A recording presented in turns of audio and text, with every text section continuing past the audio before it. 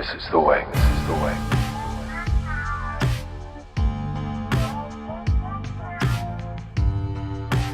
I can bring you in warm, or I can bring you in cold.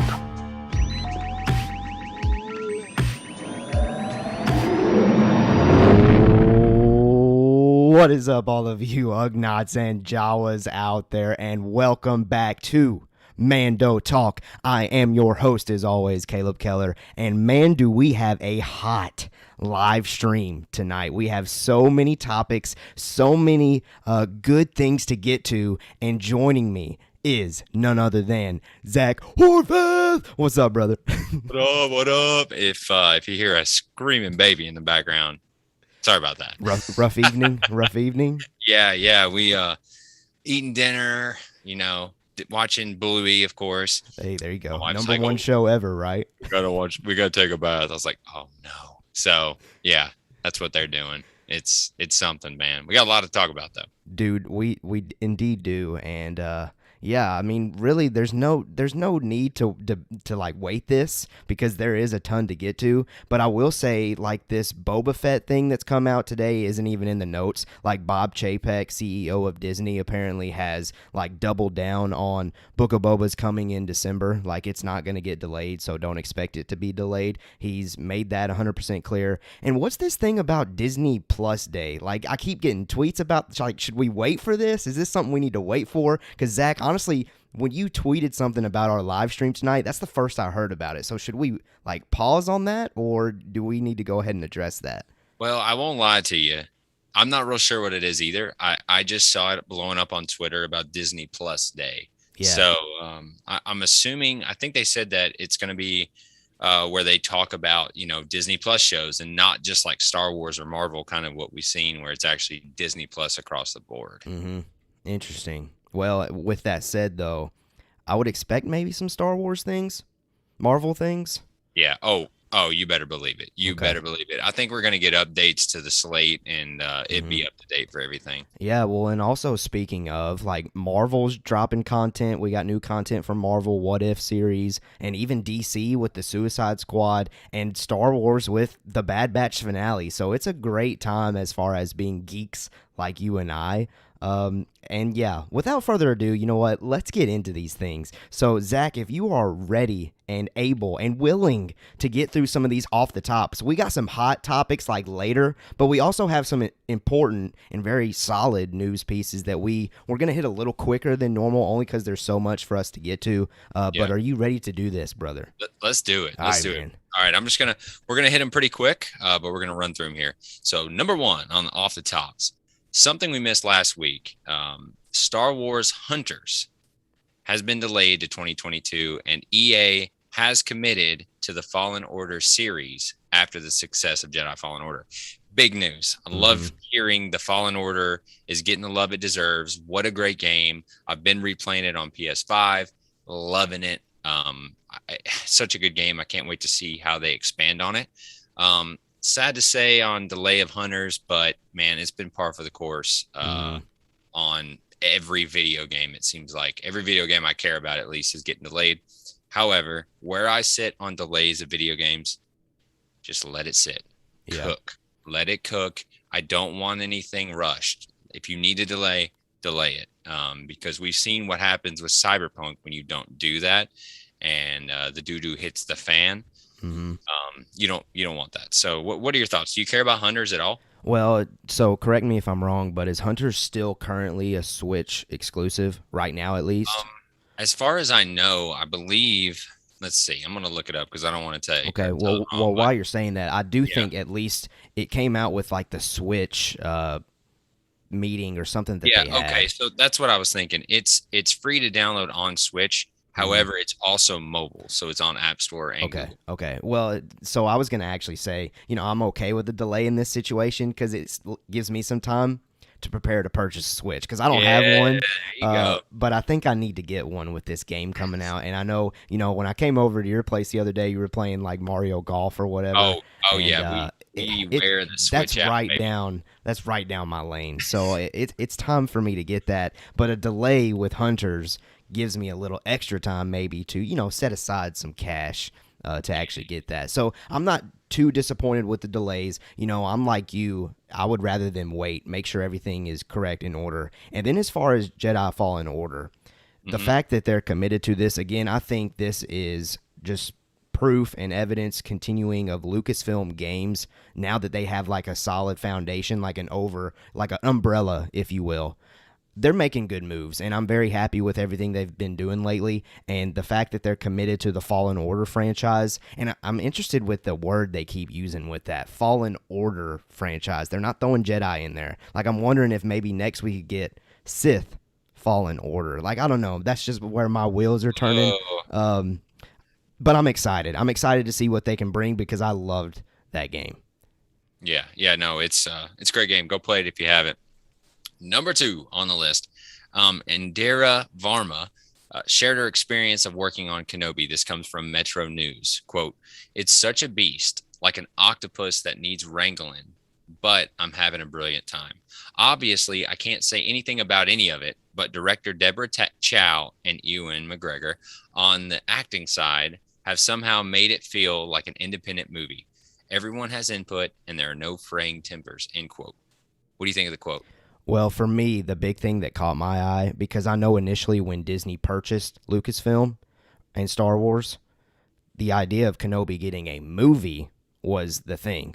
But then Disney Plus happened, and then they started converting it to a show. So I think maybe that's how it has that kind of feel of an independent movie, because when this project initially got kickstarted, that's how they were actually writing this thing. And I'm sure they've gone through draft at this point, but you can't tell me that they're not pulling some from what they originally started with, at least. So I think that that's really key. And also, I think it hones in on the fact that, yes, this is indeed an exclusive one-off, one-season kind of show. I don't think we're getting multiple seasons. I think it's one big thing. And almost kind of like, not this grand scale, but you know how Zack Snyder's Justice League broke into chapters and it was cinematic. They're not going to do it like that. It's not going to be one long 4-hour thing they throw out there. It's going to be week by week. But that's kind of what I think of, and why she's kind of getting that independent movie type of vibe in it. What are your thoughts on it? I like hearing this. The fact that everything seems to be running well. I don't think she would say everyone has input. That's a very interesting statement. Yeah. And I really like that they would be open to that. Deborah Chow's a monster. Ewan McGregor, monster. I think you're completely accurate in thinking, that's kind of where this started. So it only makes sense that it would kind of, grow into this TV show and get that feel.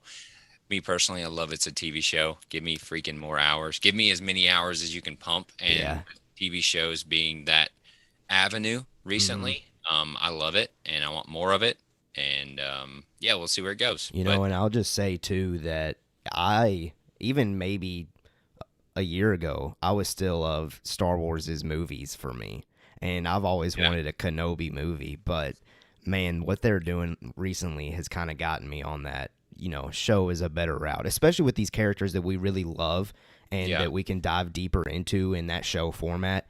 Can't wait for this thing, and I can't wait to see Indira Varma, because she is incredible in Game of Thrones. She's incredible in anything that I've ever seen her in, and I'm sure that she will deliver in whatever role she plays. Yep, I think you're right. Number 3, Alex Lothar has joined the cast of Andor. This comes from The Direct.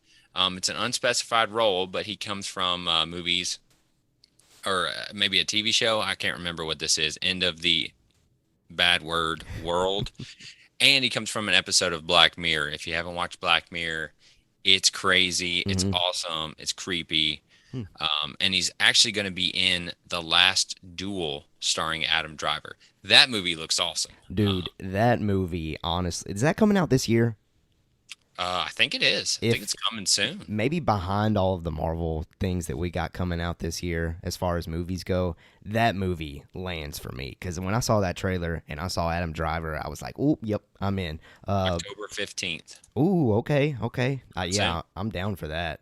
But I haven't seen Black Mirror, so I haven't seen Alex Lothar perform in any way. Do you specifically remember the episode that he was in? No, No. to be honest, I don't. Well, there's just so many. It's the anthology style, right? So it's hard to keep up. Yeah. Okay. Well, I mean, it's exciting that we're getting new performers, and I'm assuming talented performers, because I think the article that I read said that the episode that he was in of Black Mirror, he killed it. So that's exciting. Secondly, though, while we're talking about Andor, it's been a minute since we've gotten leaks from that show, man. I can't believe They it. finally tightened it down. Well, we've already seen the whole show, so that's why. No, I'm just playing, but no, you're right. I'm glad to see they've tightened it up. Sure, I'm happy this guy is here. Love hearing new roles and content. Just keep it flowing, right? Yeah, absolutely. Number 4, like I said, we're moving fast. Yeah, we are. Or Star Wars: The Essential Legends Collection announces a third wave of novels. All right, follow me here. The first, wave we'll call the Thrawn trilogy by Timothy Zahn. Or this isn't. This is a collection. I'm sorry. Right. There you go. Collection of Thrawn trilogy, and then here's the wave. So wave 1 would be Heir to the Empire. Wave 2 is Dark Force Rising, and wave 2 is The Last Command. All right. What's your thoughts on those? Well, I've already read Heir to the Empire now. Right. I read that one. I'm anxiously waiting for wave 2 to catch the other two. I've heard some things about the trilogy already, like some of it's already been spoiled just because of online discussion.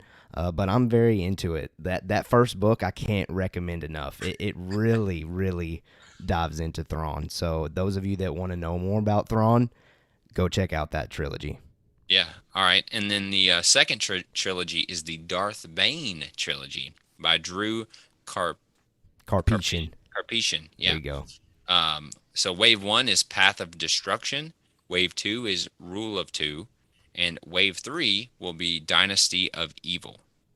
Darth Bane, what you got on that? Darth Bane, I've started reading The Path of Destruction. I'm getting into it. I'm not, there with it being as great as Heir to the Empire currently, but it's a slow process. We're getting there. Hopefully I'll have that maybe, deeper read. It won't be finished by next week. I'm too busy, but I'm enjoying it. I'm enjoying that trilogy as well.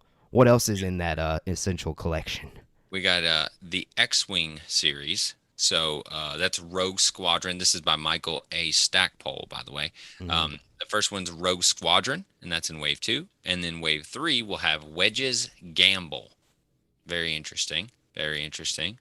Anything to say on that? Well, I don't have anything about those only because wave 2 and 3 haven't come out yet, so I haven't been able to check those out. But I will go ahead and say this, because the other category, I'm not really sure how to connect this to kind of my talking point here with this. Oh, yeah. But I think it's just really important to notice here. The Thrawn trilogy is coming out, and we know that we're slowly going to be getting Thrawn soon in Ahsoka. I'm assuming. That's my assumption. 100%. Darth Bane trilogy is all about the Rule of Two and the age before the prequels. We're getting the Acolyte. X-Wing series, we have a book titled Rogue Squadron. And we got a movie coming out called Rogue Squadron. I've made this argument before, and I really wanted to include this in the notes. And first of all, to notify those of you out there that are novel readers that wave 2 and wave 3 of this collection are coming. But secondly, because I think, and this just might be my crazy opinion, and you can correct me if I'm wrong, I think they're doing this for a reason. I mean, these trilogies, these novels that they are pulling from directly connect to these big projects that they have coming out. And not to say that they're pulling straight from them or they're retelling those stories, but to say, look, you want to go revisit this legend material because there might be some things that we know you loved that we might be incorporating again. I think they're doing that for a reason. That might be a wild theory. That might just be like wishful thinking. No. Are you right, going to go dark side, or are you agreeing? You're all in on that. I mean, why? This is Disney, okay? Yeah. They done forgot that they planned this out. That's how far ahead I hope they are, right? And DJ Foster in the chat says Darth Bane equals Acolyte, calling it now. I think so, man. I think so. I hope. Then he says putting those Rogue Squadron books out there to help the hype for Patty Jenkins's Patty Jenkins's Rogue Squadron. Yeah. You're 100% correct. I mean, again, this is all planned out. They're not just shooting, bullets in the dark here. They are 100% have this all planned out for a reason. Hold on, I didn't finish the others either. Yeah. There's a couple more. So Shatterpoint by Matthew Stover, which is Mace Windu specific. Okay. Which was in Wave 1. Kenobi by John Jackson Miller.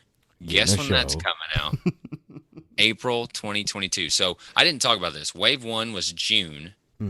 Wave 2 is September, so coming right up. And then Wave 3 is April of 2022. And when does Kenobi come out? April 2022, right before the show. But and then Darth Plagueis is the name of a novel by James Luceno. Yeah. And I think that comes out in Wave 3 as well. Correct. And I think, Plagueis could fall under that Acolyte time period. I mean, there's reasons behind all of this. The only thing in there that throws me off a little bit is Shatterpoint, like the Mace Windu novel. I haven't been able to wrap my head around because I haven't checked it out. Maybe if I actually check out the book, because it is out there, because it's in Wave 1, maybe I'll be able to figure out what they're teasing with that. But I don't know how Mace Windu could be incorporated to what they're putting out right now. Other than I've seen theories about how somehow he'll come back in The Mandalorian. But I'm not buying that theory. I don't like Mace Windu just hanging around during the Age of the Empire, not doing anything about it. So I don't know. That's the only thing that makes me question it. But maybe they just they included that one just because it was a fan favorite. Who knows? Yeah, I don't know either. Maybe they just had a good story, right? Maybe he wrote a good story about Mace, but yeah. I really think a lot of these have very much pointed reasons. And that's it off the top. Dude, that was a lot of off the top, man. You guys thought I was lying, but we cranked through those. And I think I feel like we gave each one their due. I think so. Not too much to dig into, but enough to talk about here. So now we're going to get into the main topics. This is what we're ton to talk about. Okay. So you guys strap in here. We're going to get down into it. Before that, DJ says Mace Windu coming to either Book of Boba or Bad Batch Season 2, calling that now as well. I could see a Book of Boba because we've talked about how previous timelines for Boba Fett are going to be explored. I think that's very meaningful to Boba Fett, the character of Mace Windu, because Mace Windu is the one that killed his dad. So I think that I like that actually.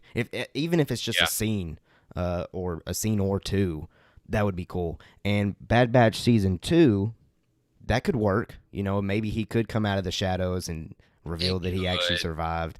I don't know how I feel about that one though. I like Book of Boba way more than I like Season 2 of Bad Batch. Not to say that it might not, it might happen. Don't get me wrong, but I really think, man, that Book of Boba sounds good. I really like that. But who knows? Who knows what we'll do? All right, main topics. So our first main topic of the night. According to The Hollywood Reporter, Lucasfilm is looking to cast Sabine Wren for the upcoming Ahsoka series. Here's a quote. Now, Dawson is leading a live-action Ahsoka spinoff for Disney Plus, with sources saying Lucasfilm is looking for an actress to star opposite of Dawson as Mandalorian warrior Sabine Wren. End quote. Goodness gracious, man. You know what I'm about to say. What's that? Who is that? No.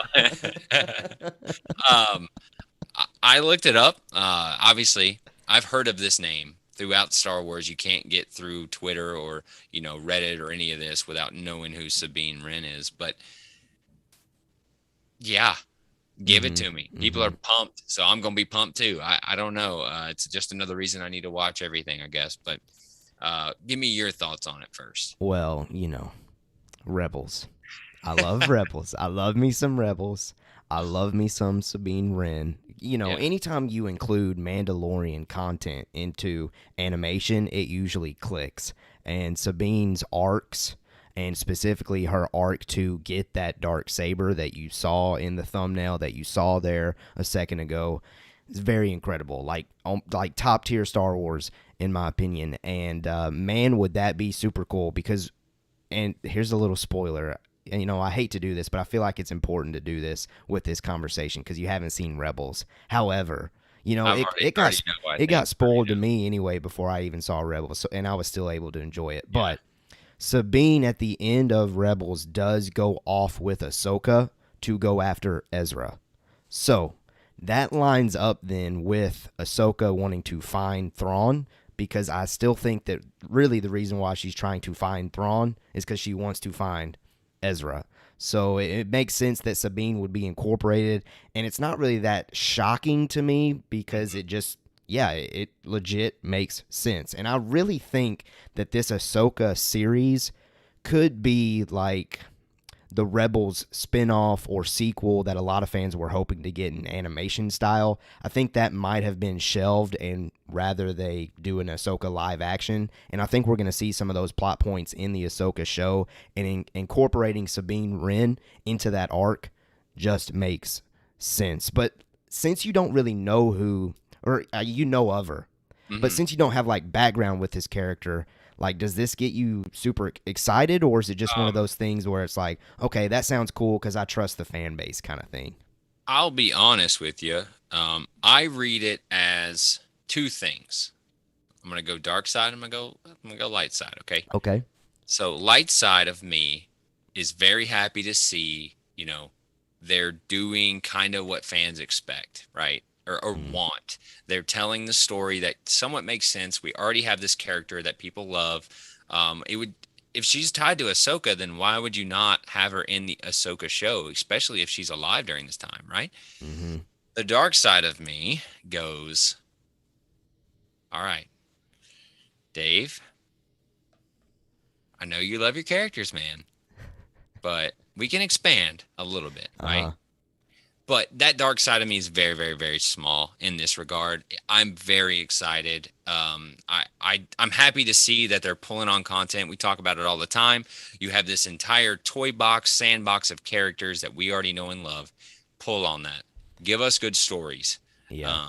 And so I think the general consensus was pumped about it. So I'm all in. Sure. Yeah, and I've seen online, I'm not good at knowing all of these different performers, but I've seen online like a credible source, I think, giving like the top prospects for this role. But again, I don't know those names off the top of my head, but if anybody out there, if you're watching or listening live or watching on the playback, if you're interested in finding that, I'm sure you could Google search it. I see what you're saying, though. Like, it does seem like every single project that Filoni is in or on has Ahsoka incorporated, and Bo-Katan, and Sabine now, and Ezra, and the list goes on. So I see what you're saying, but I also think, it's a machine. It's a machine that they're going to keep on cranking. And like I said, that dark side is very small. I just have to call it out because that's just how this goes. And I agree with you. The story, sometimes fan service is just done as fan service, but the story in this case actually makes perfect sense with incorporating the character. Exactly. And with that being the case, sure, let's do it. I'm super pumped. It made me want to learn more. It's doing what I think they want it to do. Fans of Sabine and Rebels and everything are getting pumped, and it gets other fans to want to watch the show. Right. Exactly. Figure out who this person is. So it's like you said, this machine that they keep digging on. I love seeing it. Keep doing it. Even as long as it goes to the story. Yeah. Now let's test this strategy. Okay. Does this announcement make you want to go watch Rebels anymore than you have already before? Yeah, it does actually. Okay. It really does. Then it's working. It really does. It makes me want to go watch Rebels. Not that I don't want to watch Rebels, but it makes me. What's that? It's like you're feeling left out. I don't remember what it's called, but where you feel like you're being left behind in content, or you're outside on the inside joke. Gotcha. And I want to be on the inside. That's kind of that feeling. So yeah. I think it definitely does. I think it's working. That's why they got leaked or whatever you want to say, right? Hollywood Reporter. These people are legit, and that's what they do. And Disney's like, hey, you can go ahead and tell them now. Yeah, right. Just throw it out there. Just whisper. So And I think that line came from an article about What If I'm correct, and what they had coming out on Disney Plus soon. Like, it was weird, the placement of this quote. Like, it wasn't a Hollywood Reporter like breaking Sabine Wren coming to Ahsoka series. It was hidden in an article, kind of like, a few months ago. This is the first thing that comes to my mind.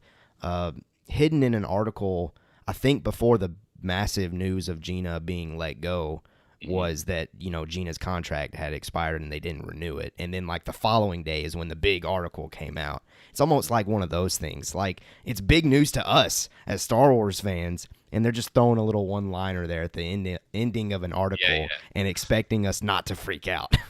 I think Hollywood Reporter does this a lot, actually. They'll throw some just heater in like paragraph 3, sentence 3, right? It's just like blah, blah, blah, blah, bam. Yeah. And they're really good at doing that, and it works, right? It freaking works. Did you watch What If? I have not yet, man, and I meant to ask you. Did you like it? Is it good? Yeah, I've really enjoyed it. Is it, top tier?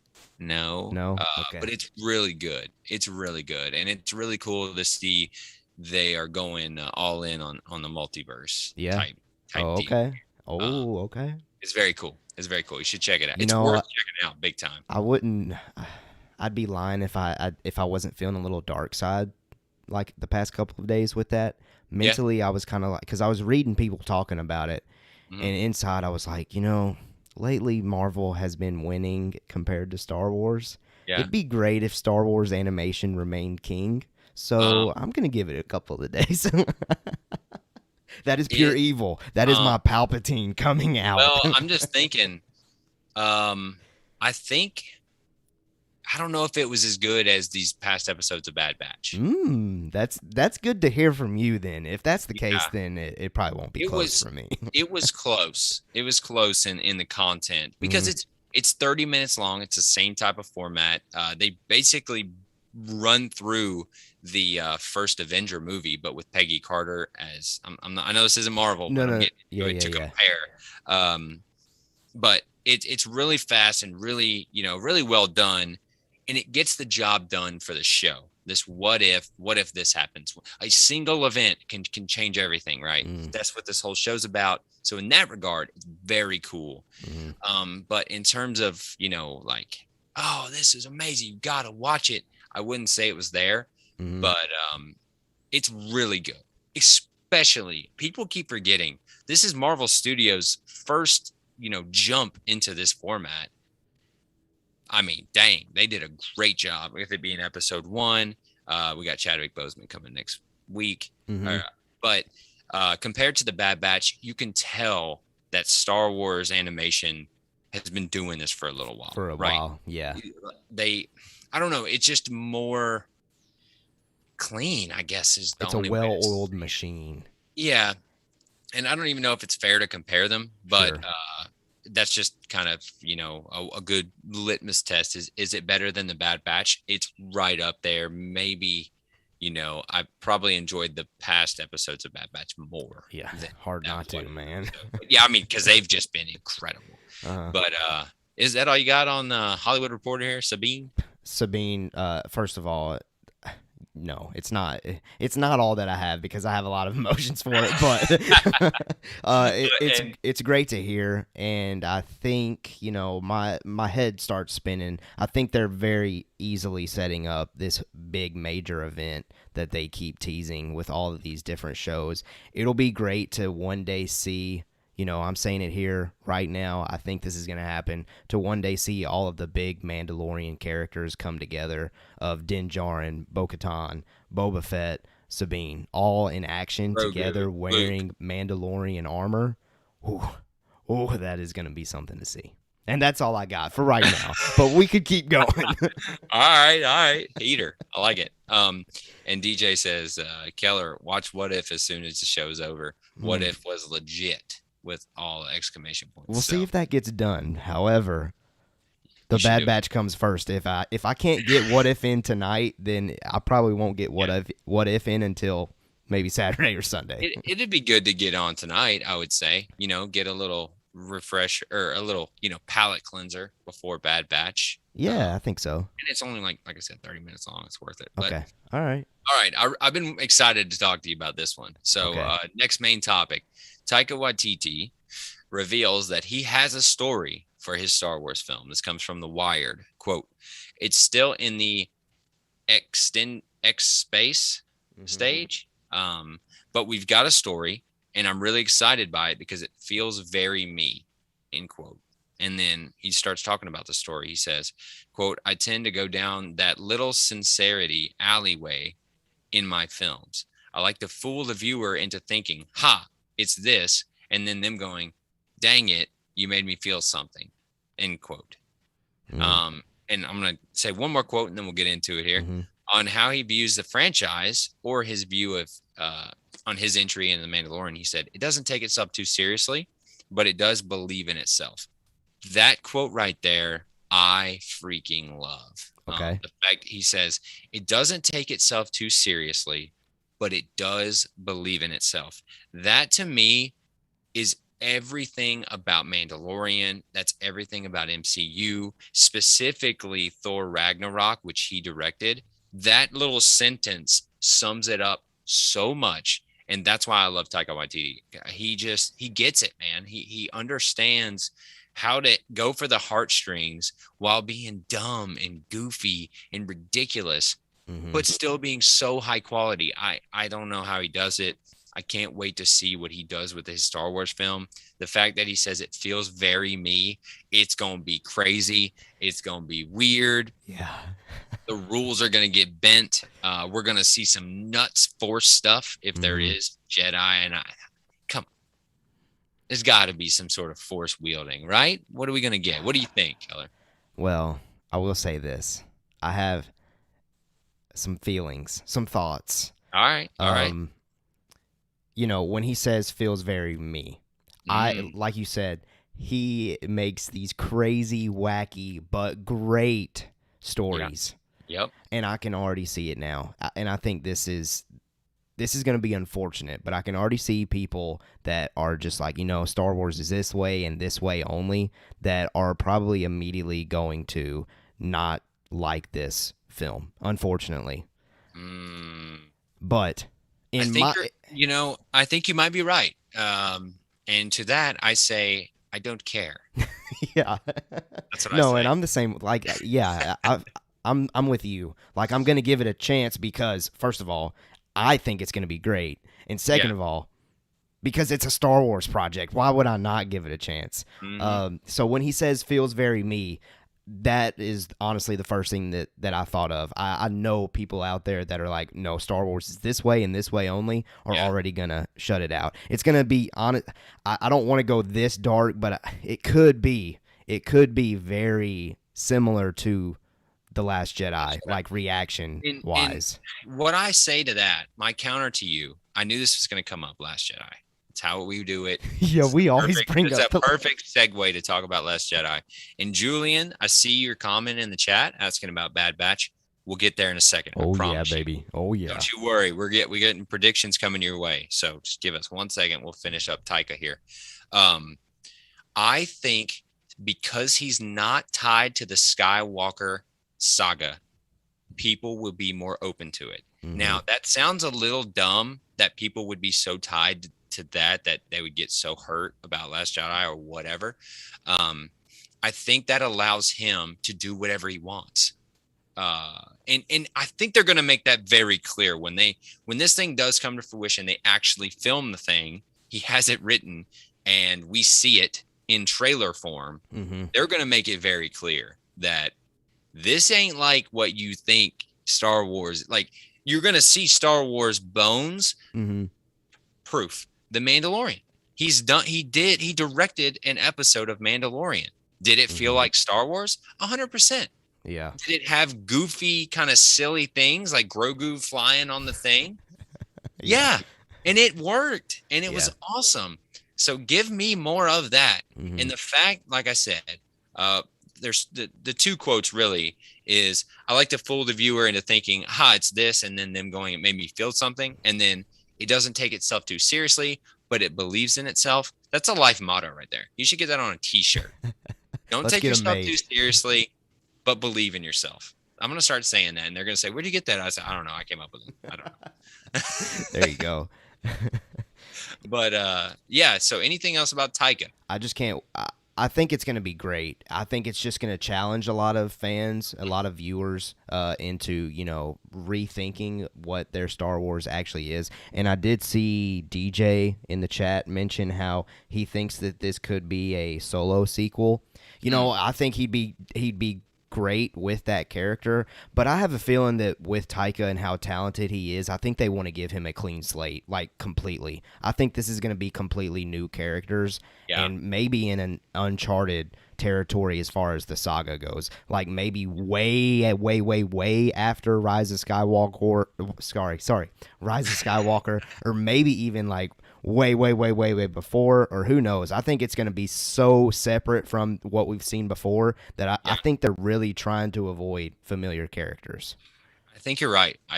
That if I had to go on FanDuel and bet on this, I'm 100% betting that this is going to be in Star Wars universe. That's about as close I think we're going to get. That's kind of what I hope. Because then he can do whatever he wants and tell whatever story he wants. And it's going to be heartfelt. Like he said, it's going to make us feel emotions. It's going to be awesome action.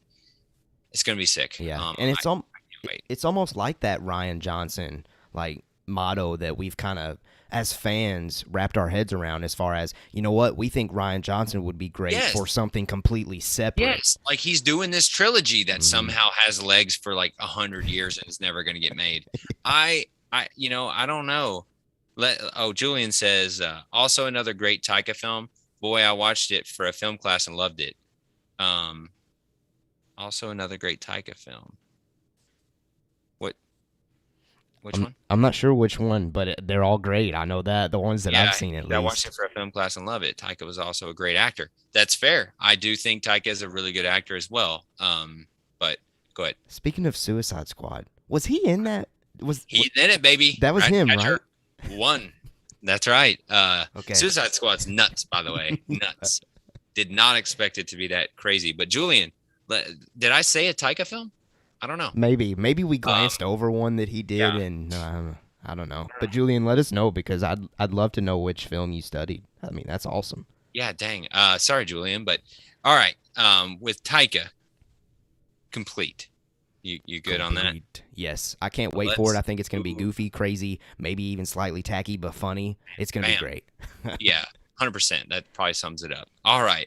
Now, this is what I would consider one of the main topics, right? Mm-hmm. Bad Batch finale predictions. Season 1 ending.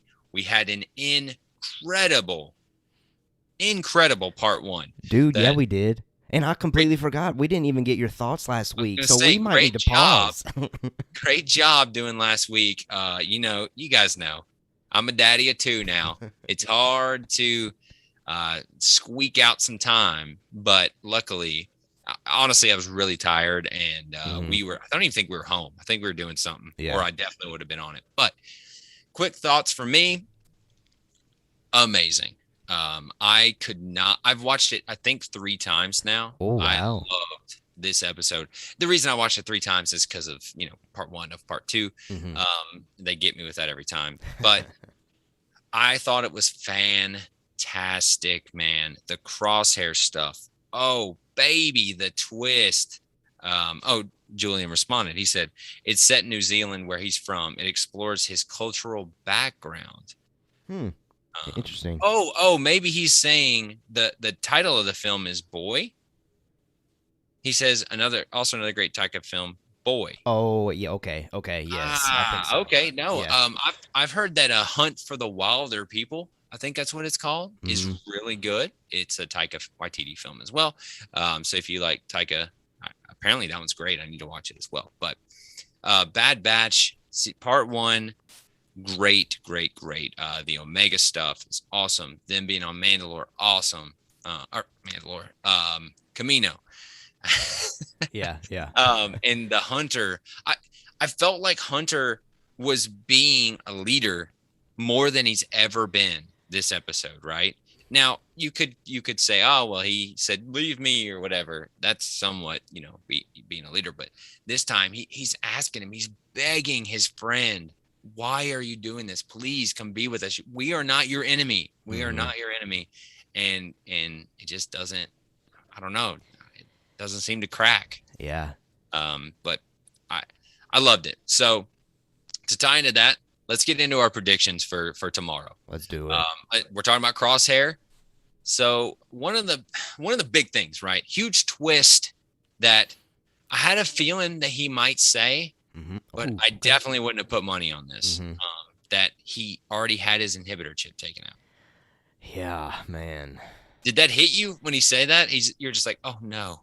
That's how I felt. I was like, oh. Yeah, it hurt because there for the longest I thought, oh, Crosshair's still just getting kind of controlled. I think he would be with his brothers if he had the option to. But yeah, when he said that he had that taken out, I think he said like either a while ago or a long time ago.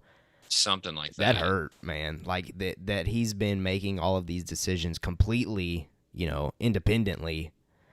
I mean, like tough. Going after them, going for the throat, trying to literally murder them.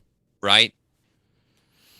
So when you think about it in that regard, I don't really understand the come be with me. The Kylo Ren reaching out and saying, be with me, come to the dark side. But that's me being so nitpicky. That's not how I felt in the episode. While I'm watching it, it sucked me in.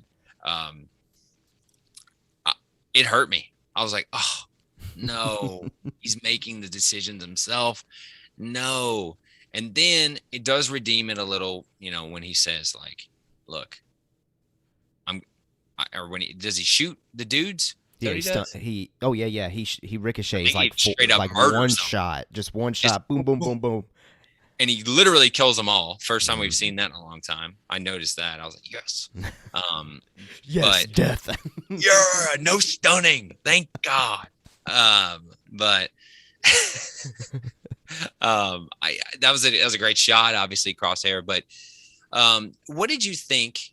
And I remember, you talked about it a little bit, but I wanted to talk with you about the whole Omega oopsie daisy and all these droids.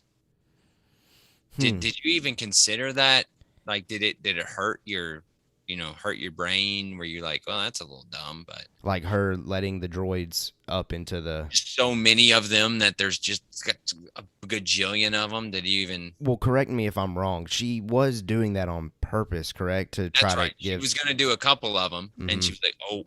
Whoops, I did a bunch of them. Okay. Well, yeah. And I think in the end, after we started to see the scene unfold, I think the reason why there were so many of them was to let the Bad Batch be the Bad Batch. Yeah, is to Crosshair work with them again, and, we get that moment. So I didn't really put too much thought into it. I will say, though, like, once Omega got separated from the crew, I did find myself, not really invested as much into what she was going on. What she was doing, only because I was so invested between this conversation. Yeah, we're talking about like heavy hitting over here, and then like side B plot stuff that I didn't need. However, we did need it because it got us the payoff. Right, correct? Right. It had a role, but it wasn't like like a talking point moment for me as far as last week's episode goes. I think I left a comment on the YouTube video, but at the end, if this is a normal movie or rated R, he's shooting Crosshair in the face. Who's shooting Crosshair? Hunter. Gotcha. He stuns him. Oh, yeah. Really? And I knew what was about to happen. And I was like, here we freaking go. He's going to stun him. You have issue with him stunning? That's such a cop-out, dude. That's such a cop-out. But they're bros, man. I know, but we're going to have to agree to disagree on that one. That's fair. I think that's the first logical stunning that we've gotten. I knew you may not agree with this one. But as soon as I saw it, I turned to Taylor. I said, that took everything out of the scene for me. Because I knew it was going to happen. Because he's like, I don't even remember what he says, but he's like, and then he stuns him and he falls to the ground. I'm like, why you do that like 2 hours ago if you're just gonna stun him? Sorry, Oh man, I know I'm getting heated over nothing right now, but you guys got to you got to see where I'm coming from a little bit with this stunning. We're just stunning everybody, stun, and then we get the awesome like, and I'm like, yeah, here we go, we're getting kills. And DJ says, this is literally the only time it's okay for a stun. They're brothers. I knew I was going to be on the dark side of this one. All right. Don't hate me too bad. You are. No. But, well, you know, Crosshair, I've always said Crosshair is my favorite Bad Batch member. So I'm not against him stunning him. Like, I'm happy he didn't murk him. Mm-hmm. But I'm just thinking, like, what a scene that could have even been if he had to kill his brother. He was going to kill him or he killed him. So you're saying like the emotional like impact of having to just kill him. The climax of these two, of Hunter having the gun on him, right? So take the stun out of it. He's got this gun on him, and they just fought all these things, and he knows he can't get through to him, right? He knows he's with the Empire, and he has to kill him. But I really think, so dark. And I think this so might dark. be getting into our prediction aspect. Yeah, let's predict. I really think that Crosshair is not fully to the Empire. I think he's getting a redemption arc in this next episode. 100% he's getting a redemption. And I think Especially Hunter knows that, and that's why he's stunned. I think you're right. I think, again, I'm being ridiculous a little bit with my stunning, but I think I'm just so worked up about stunning. DJ says there has been way too many stuns on the show, but this one was okay. For the story and for the characters, 100% agree with you. He's going to stun him, right? It's his brother. He's not going to shoot him in the face. I'm ridiculous. You just want death. I mean. Well, I just could feel it like this is so heavy, man. This is heavy. But you're right. He's going to get a redemption. He is going to we see it where he kills the dudes and he says, come be with me. You know, like I said, the Kylo Ren moment of please come to the Empire. We are not like the regular clones. We can elevate. We're better than them. And I like the fact that Hunter's like, dude, you are naive to think that. Like I can't believe that you believe. Can't believe that you believe that's how it's going to go. Yeah. Right. And I love that moment with Hunter. Again, like I said, I thought he was a great leader in this episode, doing what he needs to do, getting through to Crosshair without really, creating friction. He's kind of just letting him talk. And I thought that was great. And I know I've been doing a lot of talking here, but I got fired up about that. I've been wanting to talk to you about that stunning for a while. No, Crosshair for me, I talked about it, I think, on the podcast episode about last week's episode. Crosshair's personality, I think, the reason why he's so committed to the Empire is because I think his personality just genuinely is he wants to follow order. And the Empire offered that to him when the Bad Batch was just randomly saving this little girl that he had no clue who it was. And so he was like, nah, fam, that ain't it. So, we're following order, and that's what I'm going to commit to. Did he have his inhibitor chip then when they got him? I think maybe they were doing like that thing, they were like, did he have it then? Right? He did, right? I'm trying to think back to when it was like Tarkin and Nala Se were watching him with like getting zapped. It might have been that moment that they took it out. Maybe I don't know. That's what I'm saying. I don't the him not having one. I tried not to think about too much because I was like, when would it happen? But I didn't really care because it just like I said, I was this is all his own doing. But yeah, DJ, did you see what DJ said? He said, "Breaking news: Zach Horvath wants more death." 100%. And I said, "Death." But no. Again, it's not that I want death. I want stakes, right? And the stunning has just rubbed me the wrong way the whole episode or the whole season. Sure, as a cop out, and that being so prolific of a moment that he stuns him. But I agree. You got to stun him right there. Yeah. You got to. He's got to have his redemption. This is Star Wars. We got to keep it going. Yeah. Speaking of the inhibitor chip, do you think we get an answer to that tomorrow?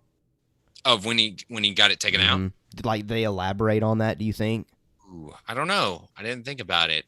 No, No, I don't think they do. I Okay. think it's a line and, hey, I don't have it. You get hurt, and then I think we move on. Yeah, and I was gonna say I think we might get an answer, but it might be like a throwaway line of like Tech doing some analysis or something on his brain as he's stunned as they're carrying him, and Tech like scans him real quick, and he's like, precisely 3 weeks ago, something like that. I don't know.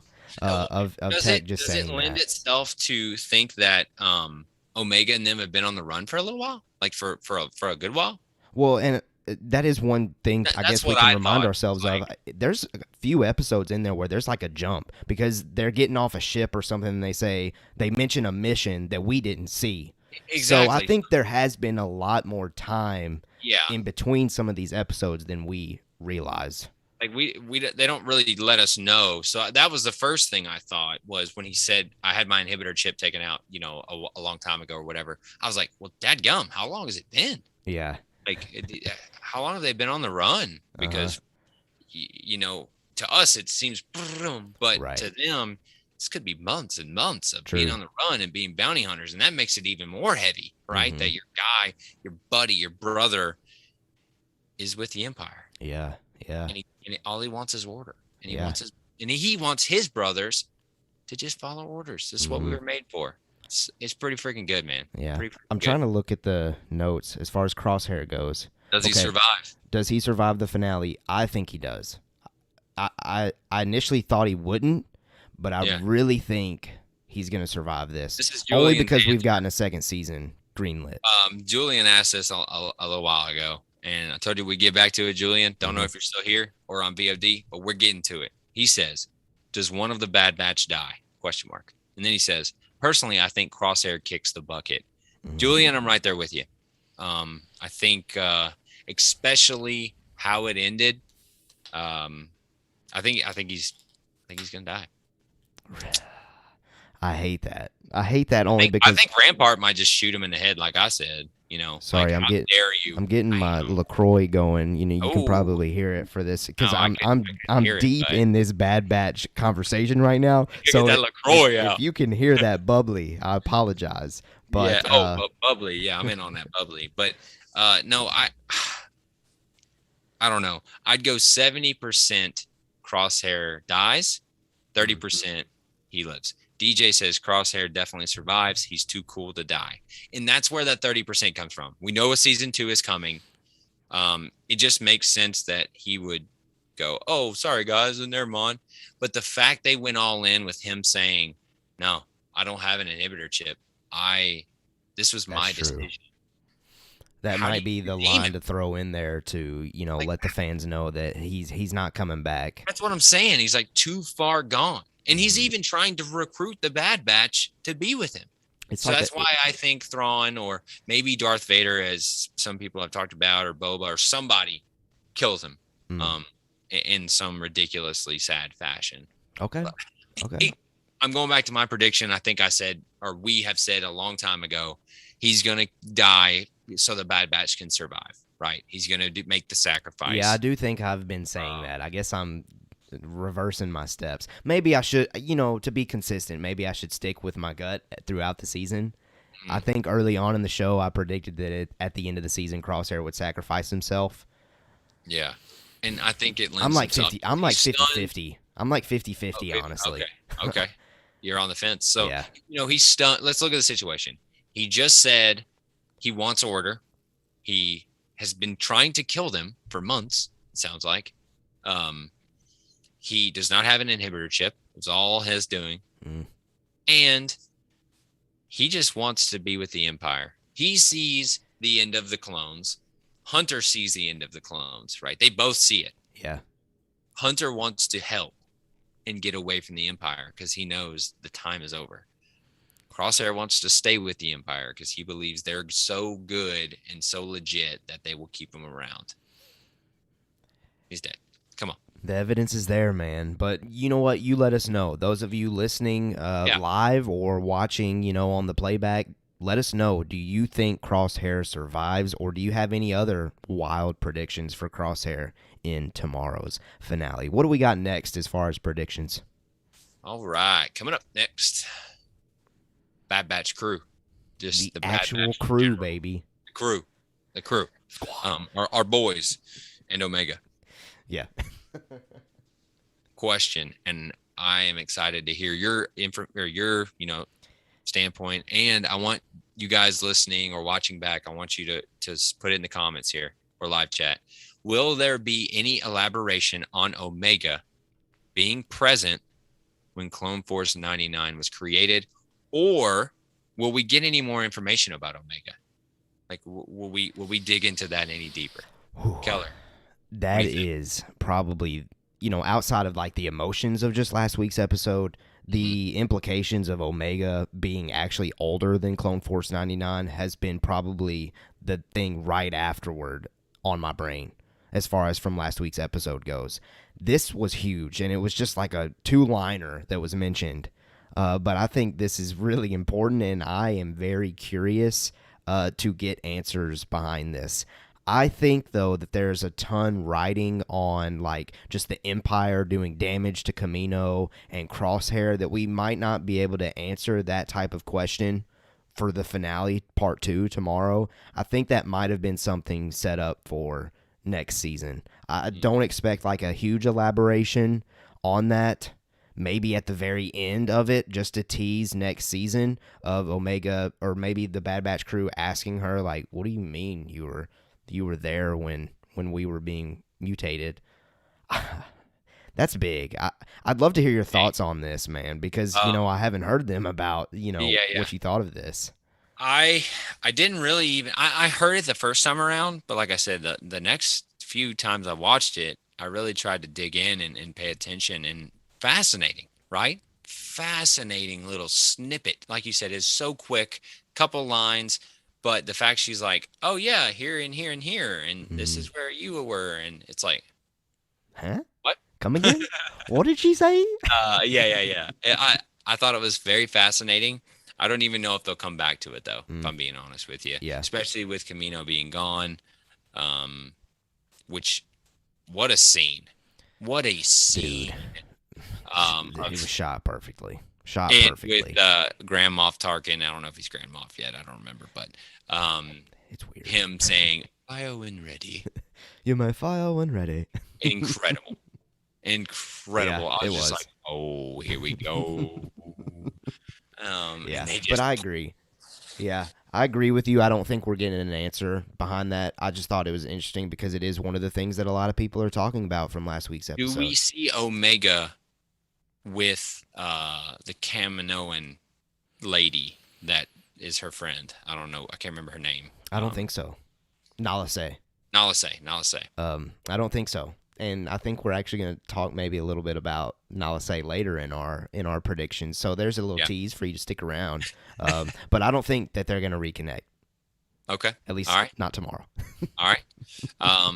Moving on then. Do you think it's going to be a cliffhanger this episode?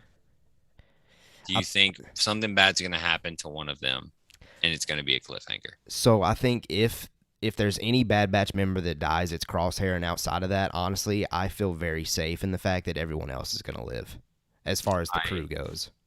I would say 1% chance that anyone else dies. Yeah. Okay. I'd say 1%, but watch us get all of this stuff wrong, man. We're gonna be no. Hunter's gonna get killed or something. I mean, that 1% is for Hunter. Really? Yeah. Again, it's 1%. It's not gonna happen.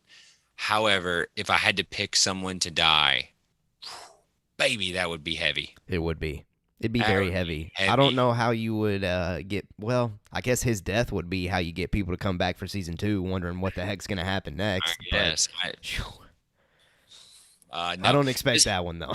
I think this episode is going to end with All right, if we're getting into prediction time. Mm-hmm. This is my actual prediction for the end of the episode. I know everybody's on the edge of their seat, but okay, I am. Let's do it. I think Crosshair dead. Okay. Protecting the Bad Batch to get away. And who comes to help them? Rex. Yep. Right? I agree with that. And how do they end? They're with the rebellion. Boom. Mm. I think that's how we end here. And then it turns to Rampart and he says, "You rebel scum." And then it ends. that's not gonna happen. But maybe not that last part. but yeah, that's my prediction. Okay. What do you think? No, I like that. I think back to that a little bit there with Rex specifically. I think we're getting into our next thing here, but I do heavily expect to see Rex. I think Rex is going to be called upon from the Bad Batch. They're on Camino, and they're going to reach out to Rex saying, "Oh, we're in trouble. We need help getting off this planet." And I agree with your take. Like, I am 1,000% with you. I think the last scene of this episode whenever tomorrow, is going to be simply the Bad Batch landing where Rex takes them. And when they get out, Rex is going to just say some like overarching line like, "Oh, this is the beginning of a rebel alliance," or something simple like that. Yeah. And to where it just shows like all these people working. Out. It goes out, and it's just like people just working and building stuff and X-Wing. And then boom, the end, and then you see the Bad Batch logo, and that's the end of the season. Something like that. Coming back season 2 or whatever. See you in season 2. Yeah, I'm going down that route. But so into our next thing here, special appearance predictions. Rex, I think we already said yes to. Do you expect to see Tarkin again? Yeah, I do. Okay. I think we will see him in some holographic format, informing Rampart. So I'm agreeing. I think we could see Tarkin. I'm definitely saying we're seeing Rex. What about Gregor? Do you think Gregor is coming with Rex? Yeah, I do. Okay. That would be interesting because it would have all the crew that have kind of worked together recently getting off Camino. So, I mean, why? And we know, and again, this is Rebels, Rex and Gregor are with each other in that show, and they've kind of went into exile together. So it would be good for them to continue to connect that. Let me put a little bookmark right here. Okay. Is the Bad Batch all going to die? Like, is that the end game of this? Because we don't see him anywhere else, correct? Correct. In any other show? Correct. So are they just going to retcon it and get them in there and we just don't see them? They got to do that, right? We have established this is a kid's show. And they're not going to just murk everybody. Yeah, I don't think it's going to be Rogue One-ish where everybody dies in the end. Yeah. If there is anyone that, if they do die, I still think Omega lives. Because I think we're getting Omega potentially in Book of Boba. Maybe. I think they're leaving that character. We have to. We got to get more Omega. And the fact, if we really dig into it, these clones are awesome. And we don't hear anything about this anywhere, correct? In the OT? As far as I know, yeah. Yeah, you don't hear anything about any of that. Specially designed clones, or we don't even get it in the sequels, where they don't talk about, a Bad Batch or right. Yeah. Any of this. Now, don't get me wrong. I understand how this works. They weren't doing Bad Batch back then, but I wonder how this is going to end. Do they just end it with them being with the rebels and that's that? Or I see, and I think that might be problematic because the rebels are key to the original trilogy, dude. And the fact we have superheroes, basically, we have super powered clones that we don't ever hear about. That's why I say maybe they're going to retcon and they'll be around. They just won't be a part of the Luke, of the Skywalker story. Yeah, exactly. Yeah, exactly. I don't know. That may be the case, but all right. Going through Palpatine. You think we'll see him? That's a big one. If we see Palpatine, that's a hard one, man. That's a hard one. My initial take was no, because we saw him in the premiere. That'd be a bookend. But it's the finale. So we very much could. But again, I will give it, if we're going percentages, I will give it a 10% chance that Palpatine. I like that percentages. I feel like that's probably the format we should have rolled with this. Tarkin, okay, you know what? Tarkin, I'm going to go 70. Rex, I'm going 100. Gregor, I'm going to go 70 on him. Okay, Palpatine, I'm going to go 20. Okay. I'm not going high on Palps. Vader. Darth Vader. Ooh, I really want to see him. I think my heart is impacting my prediction here. I'm going to go a solid 65. Oof.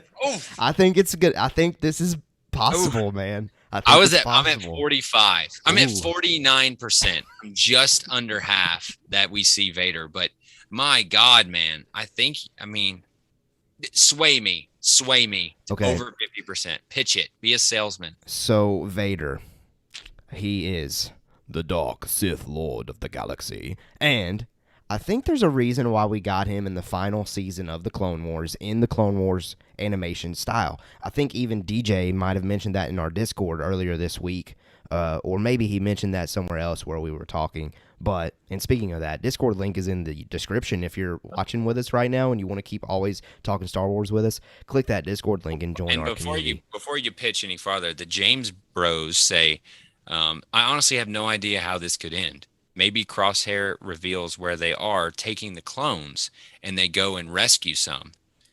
Maybe. Ooh, I didn't even think about that. I don't hate that at all because, again, they have Crosshair, right? Correct. So maybe he wakes up and says, hey, guys, look, they got a bunch of our brothers over here. We got to go save them. And they go save them. And then it ends with Rampart catching up to them. Crosshair dies. They end up with the rebels. Maybe that's that middle section that we didn't know about. James Bros. Man, that's a great question. I love it. I don't know, man. I agree though. I'm making all these predictions, and they've done a great job.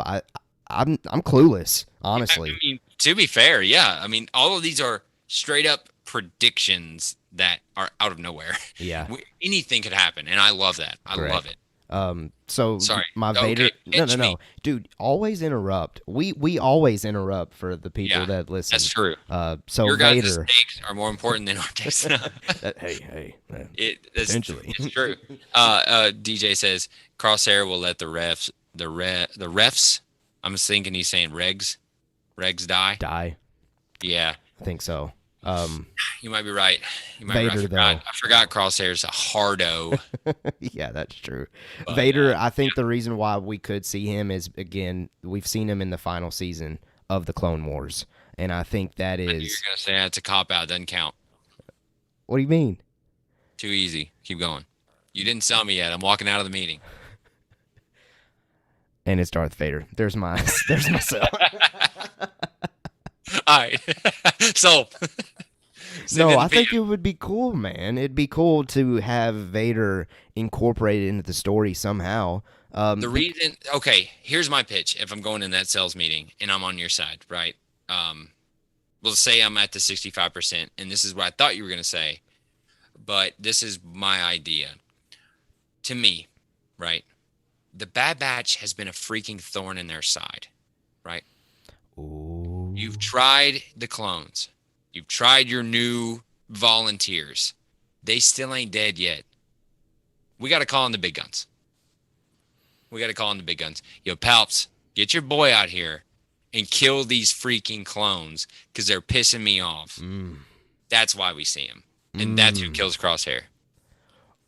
Oh, man, that is just straight up death. That would be intense. But are they going to send Vader into that chaos of Camino in its current state? Oh, no. This goes.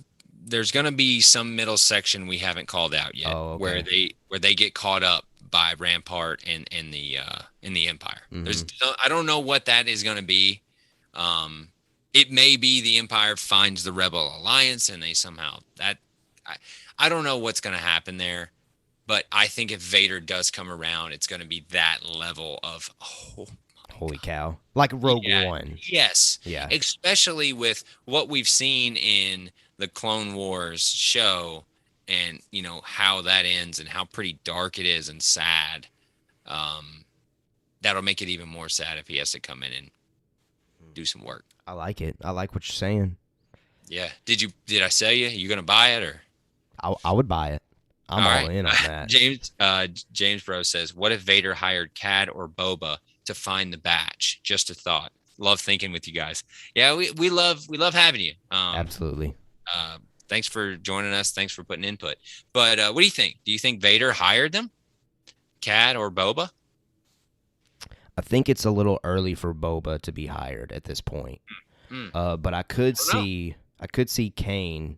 I put Cad and Bane there together. I could see Bane getting hired by Vader to go after the Bad Batch if he's. We know he has relationship with bounty hunters. Correct. Already. Correct. That could be a way of incorporating Boba into it because I know that's what people want. Everyone wants it. Did we ever find out Cad Bane was hired by someone? Yes, he was hired by the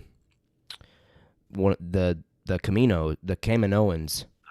Oh, you're right. And Nalase secretly hired Fennec. Was with Fennec. Yeah. Okay, and he's saying separately that he hired him.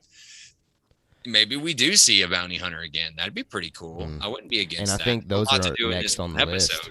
But yeah, they are. So Fennec, I'm honestly putting Fennec at like 0. Honestly, I'm at 0. I don't expect to see Fennec. Cad, other than that potential theory there by James Bros, I was gonna go with like 0% as well. But maybe with that question, only because it's gotten me intrigued, I was gonna say 5% as well. Yeah, 5%. Boba Fett. Omega, I really want to go heavy on this one. What'd you say? What'd you say? I really want to go high with this one, but I don't know because 30%. We've gotten so much connection to Boba Fett already in this show. They've dropped his name. They dropped the name. Omega, hate me if you want. This is actual fact. If you want to believe it or not, Omega and Boba are brother and sister at this point. Don't care what you say. Come at me. Let me know. I love hearing it. But they are brother and sister. I'm sorry to break it to you. It's the case. So I would love to get that connection. I would love to see Boba. Maybe that's the cliffhanger for this show, for this season, is they come face to face. And we know as the audience they're related, or we should, as an audience, we should know they're related. And that's how we're going to then, we know Book of Boba's coming out in December, so we're about to see that character again. That's great. But we're also going to see a young Boba continued next year in season 2 of The Bad Batch. So I say all of that. A lot of Boba, man. I'm going to put my heart in on this one. What did I say for Vader? I can't even remember. 5%. How much? 65. Okay, then Boba Fett, I'm going to say 67. I think of this list that we have, I think Boba Fett, like crazy prediction, I think Boba Fett is the most likely. Of the bold predictions. Okay. I think, Tarkin, Rex, I sold myself. safer. I sold myself on the Vader pitch. You did. I sent myself money by selling it. I don't. Oh, and James Bro says, I just feel like Vader wants to kill the Batch himself, though. They are causing so much pain to the Empire. Exactly. That's what I was talking about. They're a thorn in his side. They're pissing him off. I'm sure he's heard about him, right? Mm-hmm. He's the guy. Hey, go freaking take care of him, okay? Yeah, and then he says, Boba has a personal connection to Kamino. Maybe he actually helps the Batch because the Empire destroyed his home. Thank you, James Bros. That is what I was missing just then. This is Boba's home. Boba could receive word that Kamino is getting destroyed, and he could jump there as quick as possible. He kills Rampart. Boom. No, that's okay. maybe not there, but yeah. No, I mean, it's a great point. I literally never thought about that till this moment that you said that, James Bros. I love it. So James Bros, is there 2 of you or is it just 1? Just let us know. I want to know if we're talking Bros. James Bros. Yeah. I love that. My middle name's James. Fun fact. My middle name's James. Oh, Jackson's middle name is James. My son. Hey, let's get it. My dad's name is James. There's James everywhere. My son's middle name's gonna be James. Yeah, boom, baby. But yeah, no, I love that. We'll see what they do with Boba. Apparently, that's what everybody wants. I don't know how the crap they're gonna pull it off, but we'll see, man. Death Star. I'll put that on the list. That might be crazy. I included it with all of these people. Is it though? I think it would be cool to get like a end of season glimpse of where everybody's at, and when they show okay, what's the state of the Empire? We see the Death Star, continue. I want to see the Death Star, be like in Return of the Jedi.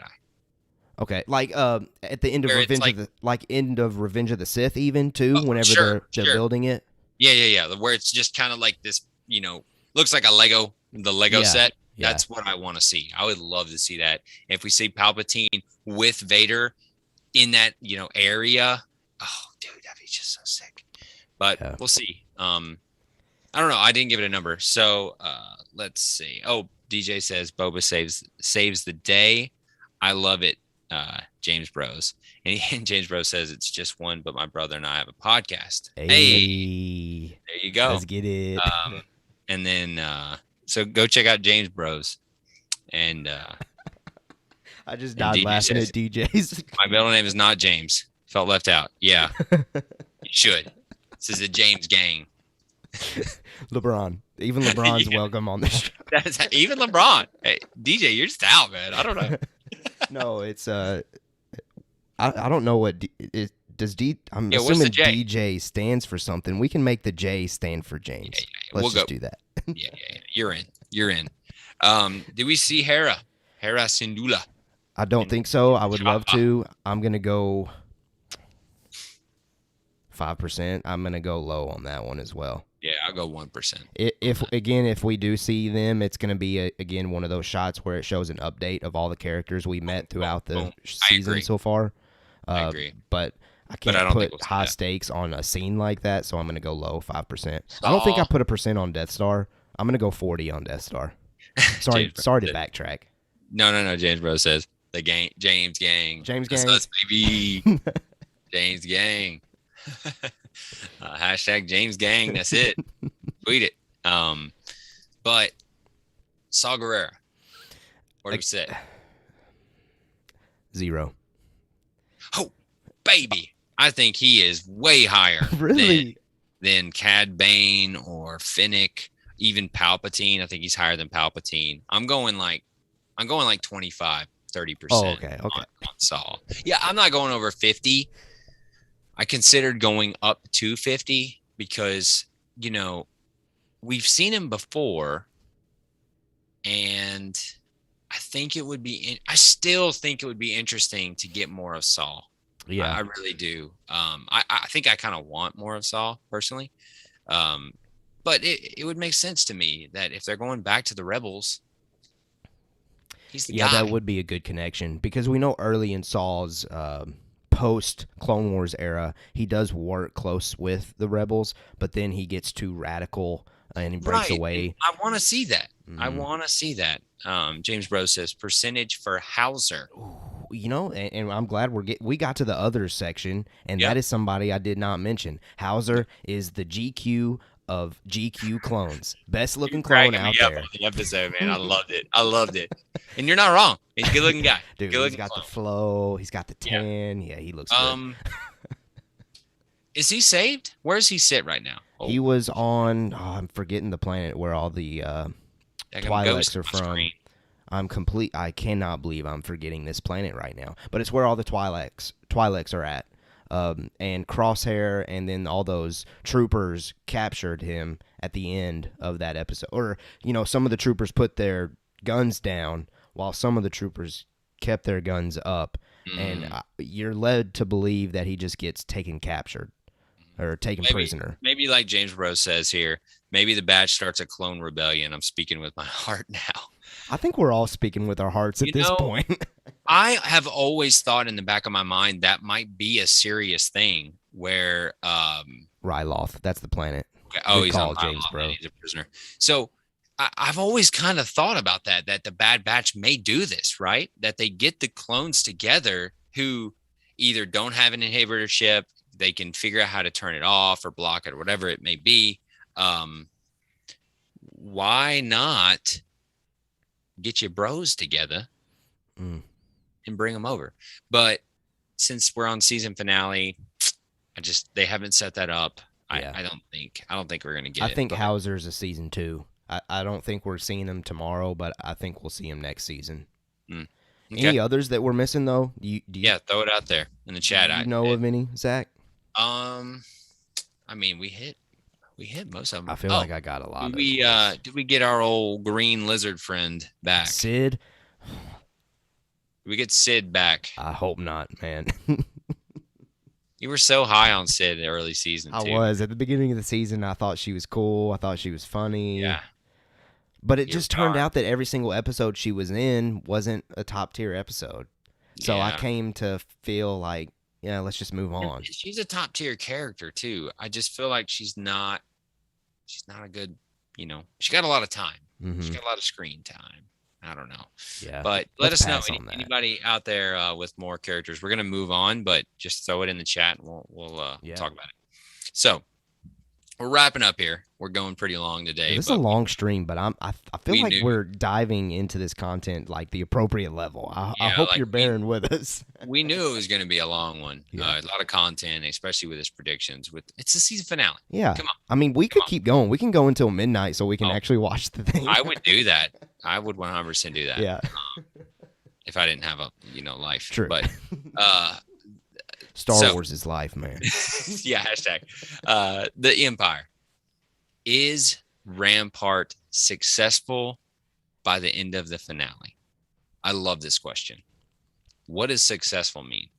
I think successful for Rampart is to get the clones to wherever their location is, according to Palpatine, or I guess Thrawn. Sorry, not Thrawn. Tarkin. Tarkin at this point is probably the one giving all the orders for Palps. I think that is part of his objective, as well as destroying the city on Kamino. So in that aspect, I think he is successful. I think the city's obviously going to be destroyed completely, and I think that the clones will successfully be moved. So I think in that aspect he is successful. But is there anything maybe else in his mission that I'm missing there with that question? Did your mind go somewhere else with that question? No, where I went with it was the clones, getting rid of the clones, right? And to me, his mission isn't successful until the Bad Batch is gone. But that may just be me looking into it a little bit. Yeah, because on the flip side, it was unsuccessful in that regard. Mm-hmm. These dudes, that's why I keep saying, they keep building it up that they really have gotten the attention of the Empire at this point. But because before they were meh, and now he's like Crosshair, freaking get him. And Crosshair's turned to them, and so it's like, and in my mind, though, on the flip side, I was thinking that Rampart makes mention to that one trooper, and it's like, oh, if we're not slowing down for Crosshair, if he's not successful, we're just getting out of here. We're not doing this. So in my mind, I was still thinking as getting the Bad Batch was still Crosshair's own personal mission, and Rampart was done with it. Like, he was bouncing. He's out. But I think maybe with what happens in this next episode, the Bad Batch does become a problem for him to where Tarkin's like, wipe them out.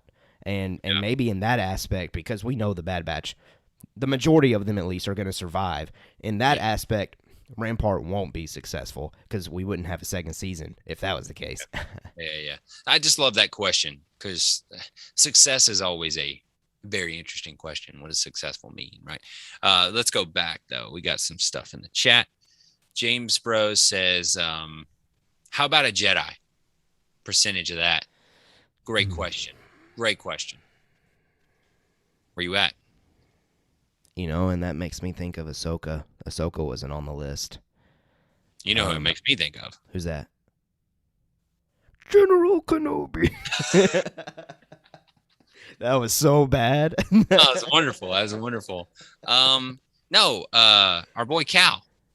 Kestis. Our boy Cal. Did we see great. Cal? He'd be Did we great. see Cal with the Rebels? I don't think so.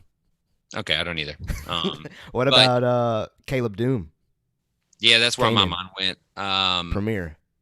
Yeah, those people. Yeah, I don't think 5%. I would 5%. love to see a Jedi. I don't think we're going to, though. I think with what this show has established itself to be, I don't think I want a Jedi. Hot take, but season finale of Bad Batch, they got to make it work. Don't just do it. Unless it's just Rex talking to Ahsoka, I think I agree with you. That's what I'm saying. Like, if they make it an integral part of the story, Yeah, whichever. sure. But don't just do it. Don't just do it to have a Jedi, please. Yeah. I don't want that. So, James Bros, that's where we sit. Let us know what you think. Then we got some other stuff, but DJ says go without Sid for the rest of his life. Same. Sure. Shout out James Bros. We love talking Star Wars with everybody, and we love having you on here. And he says, yes, I believe to make his character actually scary, they need him to do something outrageous. Was he talking about Rampart? Potentially. I'm not sure. I'm not sure, James. Sorry. Because we are going everywhere here, man. I feel like we've mentioned so many characters. Yeah, we're just predicting. And this is so fun. I love this. Yeah, it is. And he says, I do not want a Jedi. It's too much about the clones and how they've dealt with Order 66. I agree 100%. Yes. Agreed. I don't want a Jedi. I've said that from the beginning of this. I think I may have even said that after the premiere, and you were like, what? No, Jedi. And I was like, dude, no, this show is grounded. I don't need Force and all that. Mm-hmm. Okay, yeah, he's talking about Rampart. Yep. Okay.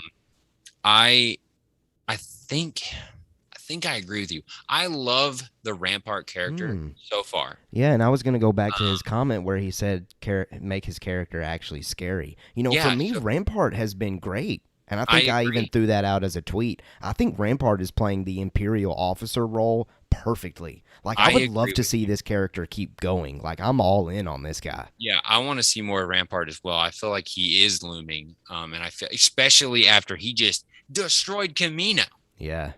However, maybe that's Tarkin, debatable, True, right? True. But he's the one that oversaw it and was there and did it. And so I don't know, man. It's interesting. I just thought he's been doing good. So maybe he does do something to try to prove to Tarkin that he can't handle it. Yeah, I would love to see him go off the rails. That'd be super cool. It would be super cool, super extra cool if he does go off the rails and then like Vader has to murk him. Again, I know I'm talking about death a lot here, folks. I know I'm talking about death a lot. Dude, you want death. It's obvious at this point. That's we have a lot of characters and nobody has had any consequence. Freaking Crosshair got his whole body melted and he has a little scar over. He's got a little scar on his head. It's like, all right. Oh man. But sorry. So going back to the Empire with Rampart. I love Rampart. Is he successful? To me, no. Not yet. Not yet. Yeah. But I see your pitch of saying, yeah, he is actually with the clones and he's done his job. And I think you could be fair. Does Rampart die? The only way he dies, in my opinion, is if, Tarkin does give him direct order to wipe out the Bad Batch, and he does, and in that aspect, he does not get that done. And out of frustration, Vader or Tarkin or somebody show up and take care of him. I see. And James Bro says, I believe he has the capability to do something insane. I just want to see him go crazy over the batch. I agree, actually. And you're making a good point. Both you guys are making a good point of the Bad Batch isn't been his main objective, right? They've just been a hurdle. And so the fact that, the batch is really starting to piss him off and get in the way, I could see that he would just be like, dadgummit, man, just freaking go get him and go crazy. Yeah, I would love to see that. I would absolutely love to see that. Does he die? I don't think he does, though. I think he'll continue going. I think we'll see him maybe in a second season. And again, I might be speaking with my heart here. I don't see the show trying to reestablish a new officer next season. Why not just keep the one that they've already established? That's just my take, though. Yeah, I don't think he dies either. Okay. All right, and we're ready for our last question then. Last question. Will there be any elaboration on what in the world the Empire is going to do with Nala Se? This is certainly, in my opinion, overall, what this Bad Batch show is going to impact the franchise on. I think I've talked to you about this individually. Yeah. I think the Empire getting Nala Se directly connects to Dr. Pershing in the Mandalorian, doing cloning technology. It connects directly to that Snoke-looking figure in the bluish tube in the Mandalorian. It connects directly to Palpatine showing up on Exegol in The Rise of Skywalker. I think Nala Se specifically being pulled by the Empire is going to have implications on all of those events. So I would love an elaboration on this. But again, because this is so grounded, I do feel like maybe that's going to be shelved for next season potentially. So I'm going to go with no elaboration tomorrow, but maybe eventually. Not to just agree, but I agree. Okay. Yeah, like I think we've got a lot to do in this last finale episode. And with me not knowing anything about where it's going to go, I know that doesn't really make sense, but I don't know if they're going to dip into it. Now, the only reserve I have for that is they do bring it up explicitly that he has her. And Tarkin's invested in asking. Tarkin asked. Yeah. That's right. Tarkin says, "Did you get the asset?" or whatever he says. And he's like, "Yeah, I got her. Don't worry." It's like, oh, all right. And then with last week's 78 paragraphs of Palpatine's rise and whatever the crap that was last week. What an interesting time to drop that little nugget. That's a good point. We talk about they're always planning something, and so man, I'm starting to get a little iffy. I now thinking back on it, that might have been like some of the last dialogue of the episode. Yeah, that's Could right. Could that be because they want to continue talking about that in part 2? That's what I'm saying. Maybe that was the last thing that they explicitly bring up, and Tarkin even says it. And James Rose says 100% Nala Se should be the big cause to all the recent cloning. And DJ says yes, connection to Dr. Pershing. I was just talking to someone about this yesterday, and they totally agree. There you go. I think Keller, you're 100% accurate in that. This may be that little nugget that Bad Batch really brings to the whole show or the whole franchise is the cloning aspects. We're talking about clones. We're talking about Kamino. We're talking about Nala Se. Makes sense. Talking about Baby Yoda and getting his midichlorians and cloning him. All we know the end game, right? Is to clone Palpatine. To get Palpatine. I'm assuming that's why they need the Baby Yoda midichlorians, is to have a vessel, as they talk about, that can handle Palpatine. So why would you not put the power of a Yoda figure into a vessel like Snoke to then get Palpatine at the end? I see. We just figured out Star Wars, boys. There we go. We broke it. We wrote it. Hire us, Lucasfilm. There you go. I'll write you some paragraphs. We know you're watching. I mean, Lucasfilm, you're watching Mando talk because we're the best. We talked last week. We can talk this week. All right.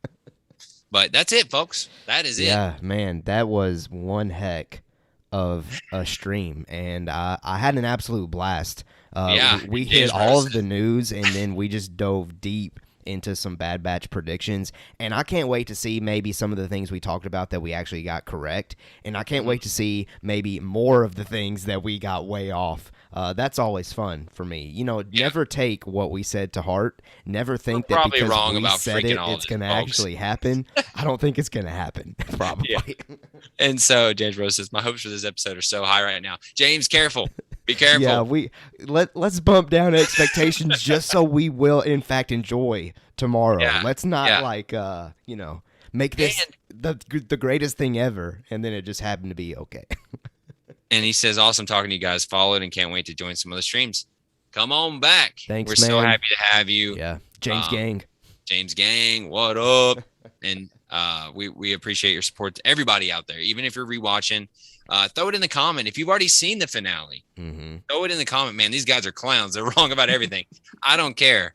We just want that conversation. We're so happy to have you here. DJ's struggling in the live chat. He can't type things out. I love it. Making us laugh.